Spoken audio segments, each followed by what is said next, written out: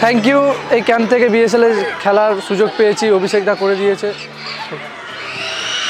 10-11 বছর বয়স থেকে আমি খেলা শুরু করেছি। 2022 থেকে আছি। আমাকে নয়নদা বলে এখানে একটা কোচ আছে, তো উনি আমাকে এনেছিল অভিষেকদার ক্যাম্পে। খুবই হেল্প করে অভিষেকদা, খুব সুন্দর প্র্যাকটিস করায়। তো তোমরা দেখেওছো অভিষেকদা ডিএফসি অ্যাসিস্ট্যান্ট কোচ আছে, তো খুব ভালো প্র্যাকটিস করায় আমাদের। তো ওই প্র্যাকটিস করে আমরা ইমপ্রুভ হয়েছি। তো কোচেরাও খুব প্র্যাকটিস করছে, দেখছো তো বাচ্চারা খুব সুন্দর প্র্যাকটিস করছে। হ্যাঁ, অভিষেকদা তো প্রথম থেকে হেল্প করতো। তো বিএসএলে যেতে আমাকে দাদা ফোন করেছিল একদিন, তো বললো যে বিএসএলে সুন্দরবনের হয়ে খেলবি? আমি বললাম হ্যাঁ খেলবো। তো ওখান থেকে কল এসেছিলো, তারপরে আমি গেছিলাম।